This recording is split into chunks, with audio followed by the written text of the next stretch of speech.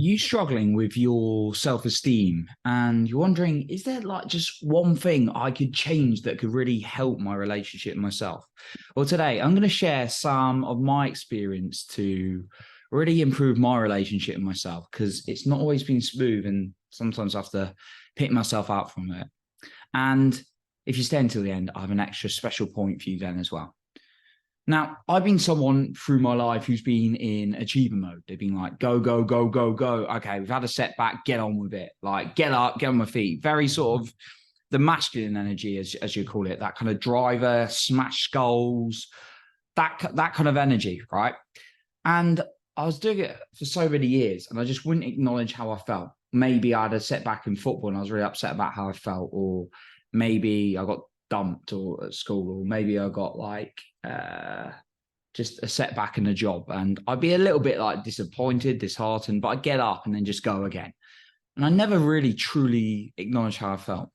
Now, I was having a conversation with my one-to-one somatic coach the other day. And what's a somatic coach? A somatic coach is someone who really allows you to explore deeper into all the senses in your body, into your unconscious mind, which is your body, into the feelings, the stored emotions away in your body.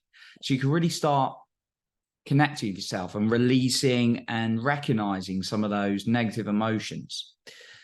And it's really important we're having this conversation and after this conversation, I just thought I needed to make a podcast about this. I'm really excited. My next session's on Tuesday.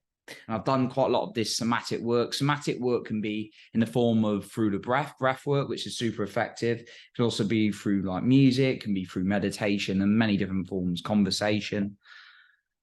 And the thing is, there's so many tendencies, and I've got very supportive family members and friends in my life who are very much like, yeah, think positive, be positive. And it's great. You know, you don't necessarily want people who are like pulling you down, saying you're useless, our life's hard and all that thing, because you always adapt your environment, right? And I'd rather have positive people surrounding. The problem is when we have too much of that, we actually completely dismiss how we're feeling, dismiss ourselves on a deeper relationship. And when we do that, it destroys our self-esteem. So I'm not saying you need to sit and be in pity of yourself all the time. I'm just saying that I found personally that getting up and going is great and it's amazing, and taking action towards what you want is absolutely needed. Yet ignoring how you're feeling, not diving into those feelings, can be really, really harmful and destroy us if we got those feelings stored in the body, especially destroy our self-esteem. Now, how's it helping you by perhaps having a load of stored maybe anxiety, stress, possibly depression, those kind of things stored up in your body and you're just ignoring it and getting on with life? Well, I certainly found when I started to hit my 30s, I'm only 32 now, but it started to really come back at me from all those years of storing it away, and it wasn't good, and it sort of held me back a lot. And that's what I really wanted to dive in with today, and how you can start acknowledging some of those feelings a little bit more so you're able to release some of the negative feelings inside your body and also create a better relationship with yourself. And therefore, that's going to only encourage you and drive you forward in the time that you can do it. So the first thing is spend time with your inner child every day. This is something that I've neglected in the past. Your inner child is like the 3, 4, 5-year-old version of you. And that's usually the time of life where we take on a load of beliefs and experiences, and they can be stored in the body, stored in the unconscious mind. And we're not even aware they're there. Things like maybe you heard you weren't good enough, or you weren't lovable, or you thought you weren't lovable from an experience, which was definitely what happened to me. Even though I had an amazing, loving family, there's just things I wrongly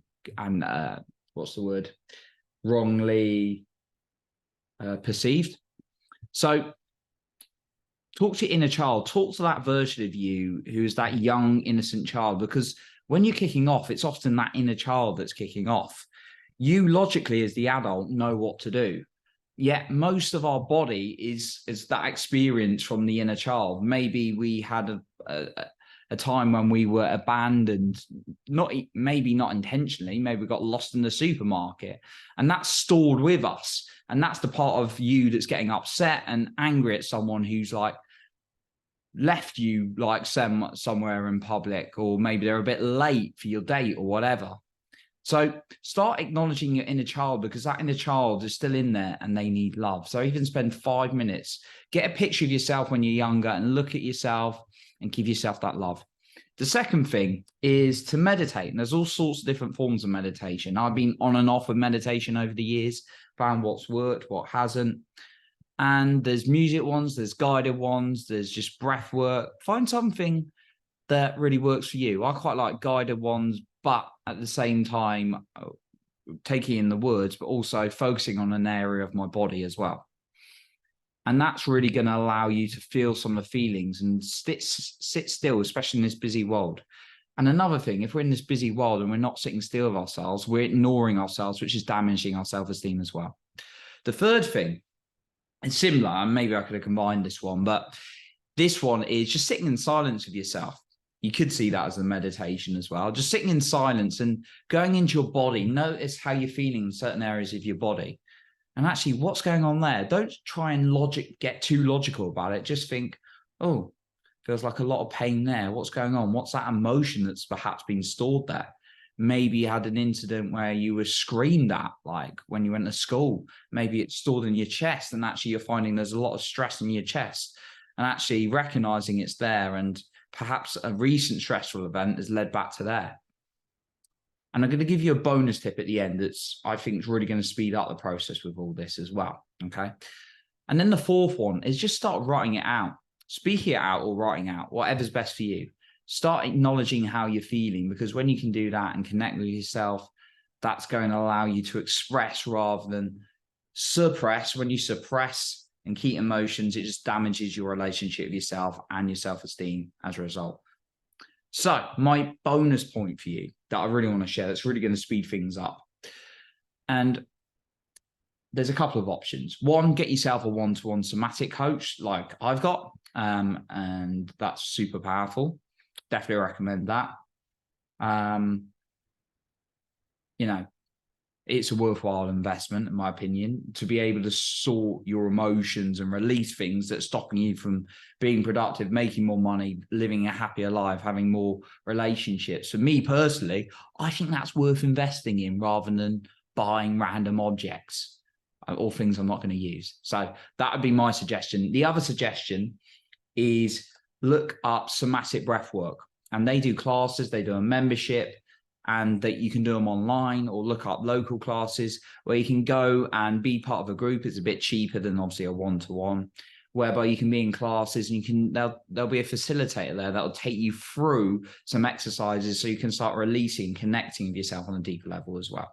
So that's what I wanted to share in terms of the bonus tip. But being able to connect with yourself in a deeper level is really going to build that self-esteem rather than just suppressing it away all the time.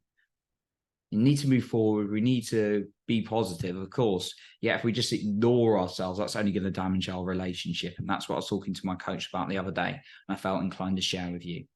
So I appreciate you for being here. You're improving other people's lives by being the best you. And remember, you are in control of your own self-esteem and confidence.